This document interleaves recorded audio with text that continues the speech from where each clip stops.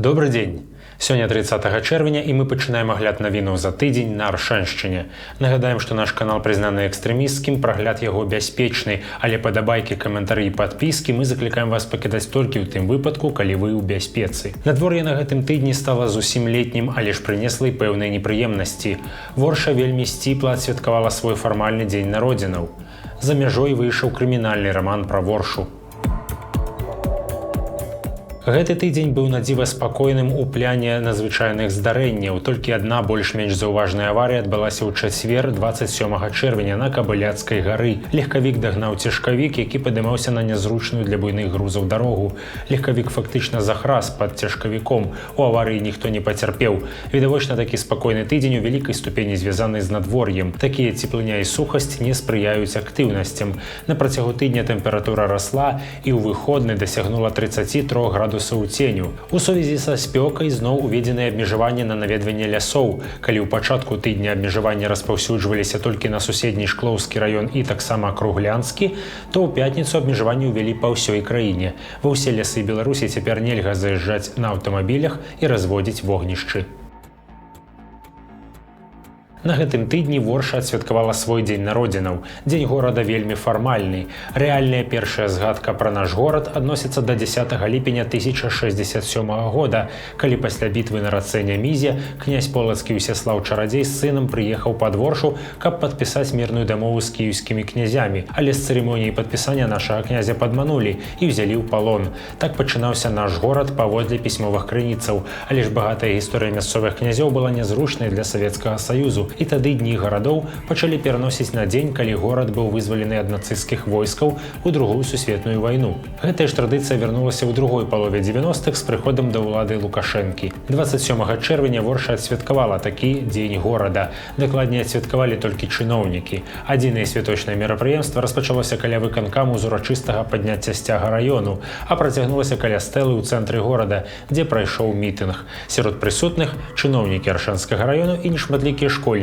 якіх прывялі на плошчу да стэлы па лініі БРСМ. Больш аніякіх святкаванняў Дня Воршы ў горадзе не адбылося. Паралельна і не звязана з Днём горада, у Воршу ў гэты ж дзень прыехаў перасоўны расійскі музей «Цягнік перамогі». Першымі наведнікамі цягніка сталі нешматлікія чыноўнікі, а пазней туды зайшлі супрацоўнікі міліцыі са сваімі сем'ямі. Такую сціпласць можна растлумачыць тым, што на наступным тыдні аршанцаў чакае наадварот вельмі насычаная афіцыйнымі масавымі культурніцкімі мерапрыемствамі праграма.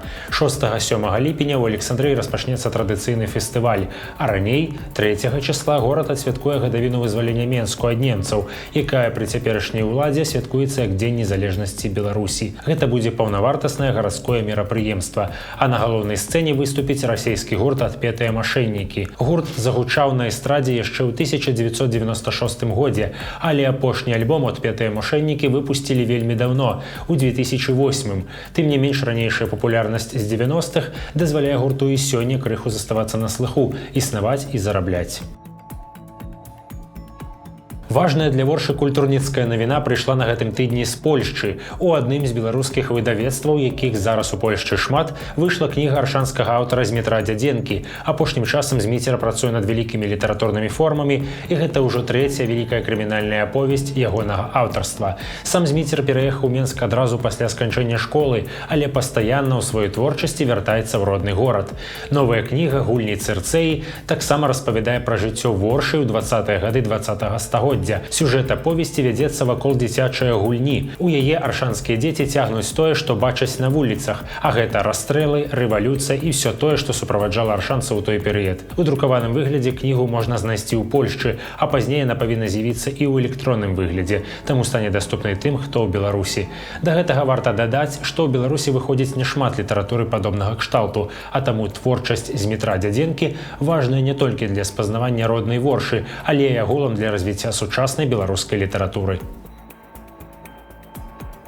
Спартовыя навіны таксама на гэтым тыдні дастаткова прыемныя. У мінулыя выходныя футбольны клуб Ворша выгуляў паядынак першай лігі краіны ў футбалістаў Ліды.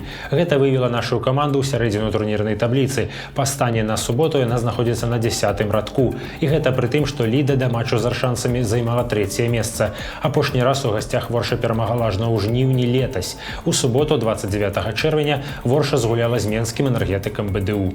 Так ужо атрымліваецца, што пазітыўныя навіны пра наш горад нярэдка цяпер прыходзяць з-за мяжы. Актуальна гэта і для спорту. Нарадзінец смалянаў Змейцер Швядко стаў чэмпіёнам Расіі ў міні-футболе. Швядко, жывучы ў Смалянах, займаўся спортам толькі на аматарскім узроўні, выступаў за сваю вёску ў некалькіх турнірах і, варта адзначыць, смалянская моладзь някепска выступала, а Швядко быў верхаводам сваёй каманды, ведучы яе да перамог. З цягам часу Змітра заўважылі прадстаўнікі прафесійных камандаў, і яго спартовая кар'ера пачала імкліва развівацца. Выступаючы за міні-футбольны клуб «Менскую сталіцу», ён быў прызнаны найлепшым гульцом беларускага першынства, а цяпер стаў зоркай і расейскага, праводзіў важныя для каманды галы і ўдзельнічаў у іншых паспяховых дзеяннях сваёй дружыны з горада Югорск. Дзякуючы смалянцу, каманда «Газпром Югра» вярнула сабе залатыя медалі. На гэтым на сёння ў нас усе навіны. Варта сказаць, што гэта апошні навіновы агляд у гэтым сезоне. Навіновыя выпускі сыходзяць на летні адпачынак, але гэта не азначае, што канал становіцца на паўзу.